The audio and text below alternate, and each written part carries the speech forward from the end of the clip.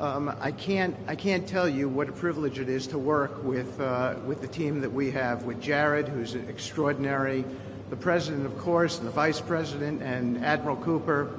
I would also say this. We're learning so much here. This CMCC that we're setting up now, this is going to be used in other conflicts as we figure out all the intricacies of how to modulate a peace deal, go from war to peace. Lastly, in closing, I want to speak about the morning that me and Jared had. We met with 10 hostages and their families, and it was really an emotional moment. And I felt blessed to be in that room. Lots of tears, lots of people really, really grateful to President Trump for getting their children home, and you, of course, Mr. Vice President. And I want to observe that I didn't see any victims in that room. I saw strong people who have come out under very difficult circumstances. Their families are reunited, and they are so grateful. And it was just my privilege as an American to be there. We had very good meetings with the Israelis. I know the Vice President's here to put a lot of effort into that today to hopefully make sure we can complete that mission in Phase 2. At the same time, the humanitarian aid, there's actually been surprisingly strong coordination between the United Nations and Israel, which is something that we've been able to help synthesize, get each other to air their concerns and to find out how we can do it better so that the aid reaches the people in Gaza.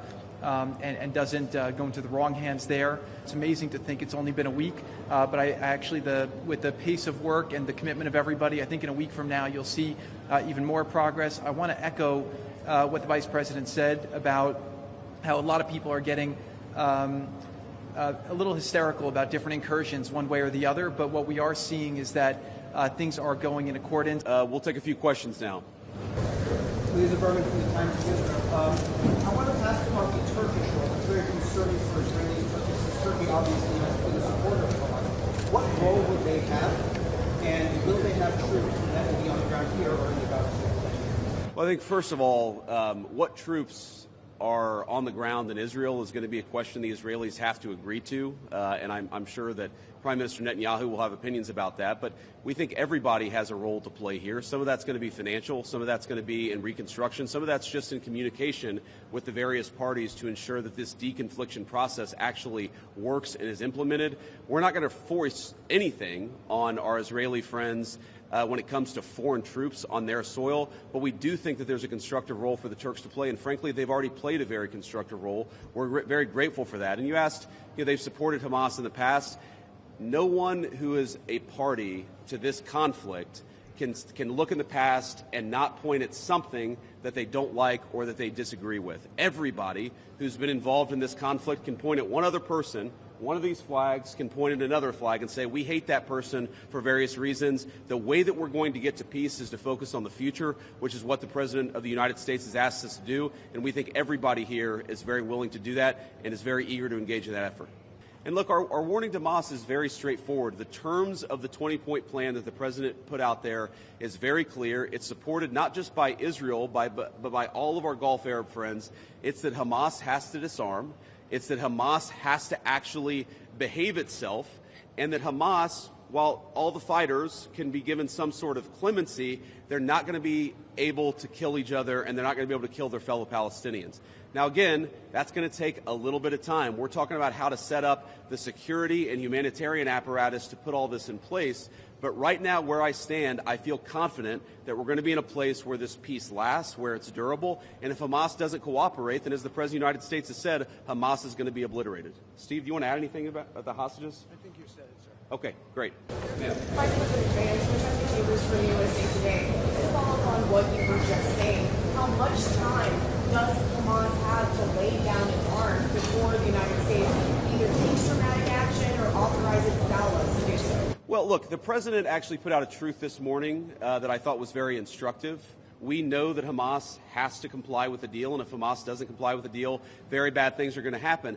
But I'm not going to do what the President of the United States has thus far refused to do, which is put an explicit deadline on it, because a lot of this stuff is difficult. a lot of this stuff is unpredictable. You basically have two regions in Gaza, one of which is relatively safe, I wouldn't say very safe, and one of which is incredibly dangerous. And part of ensuring that we get to a durable peace is to broaden the scope of the area that's safe. And the International Security Force is a big part of that. We don't yet have the International Security Force set up. That's something we're working towards. We have a number of volunteers who want to participate in that International Security Force. So my point is, I don't think it's actually advisable for us to say this has to be done in a week, because a lot of this work is very hard. It's never been done before, and in order for us to give it a chance to succeed, we've got to be a little bit flexible. I think what you're seeing from our Gulf Arab friends, certainly from our Israeli friends, is a certain amount of impatience with Hamas, but we're going to keep on working at this process, and we're going to keep on trying to bring the deceased hostages home, but also make sure that all Gazans are able to live in a prosperous and safe place. So thank you so much, Mr. Vice President. My question is, from the level of cooperation that we just saw today here in this place, how do you see the, let's say, future of normalization in Israel in the region? Do you see like a cooperation, growing cooperation between Israel and other Gulf states that we don't see? Yeah, well, you know, I think Steve put it best, which is that this model, I think, could serve for a foundation for normalization, not just in the Middle East, but across the world. Because what we're taking, again, is a long-term, protracted conflict with two enemies who really don't like each other, and we're actually creating a model that can lead towards sustainable peace. Now, we know that a lot of our Gulf Arab friends would like to have normalized relations with Israel. We know that getting this peace on a sustainable pathway is sort of the critical first step of that. But look, I feel very optimistic about where we are. Knock on wood, you never know how this stuff is going to go. But given what I've seen, given the incredible talent and effort that's going in to the reconstruction of Gaza, to the long-term security of the Gazans in that territory, I feel very good about where we are. And again, if we get this right, I really do think it's going to be a domino that leads to a lot of further peace all across the region. Sir. Again, it's like build again the nuclear weapon. Could we expect in the to see the U.S. Army attacking again in Iran? Could you ask the very last part? Could we expect the U.S. Army to attack again in Iran like we did last time before you? Well, I'm not going to make any announcements here today. The President of the United States has been very clear about our policy with regards to Iran. It's that he actually wants Iran to be prosperous. He wants to have good relations with the Iranians, but they cannot have a nuclear weapon. And so we're going to keep on using and exhausting every diplomatic means possible to try to ensure that Iran does not have a nuclear weapon. That's our focus, and that will remain our focus for the indefinite future. Let me just leave us with one final thought here. So I've been to Israel once in my entire life. I came for about 36 hours, and as a Christian, I think the world's Christians will know that this country, that this region of the world means a great deal to me. And at some point today, I hope to go, or at some point in the next couple of days, I should say, I hope to go to the Church of the Holy Sepulchre, which Christians believe is the site that Jesus Christ was crucified in. And I know that Christians have many titles for Jesus Christ, and one of them is the Prince of Peace.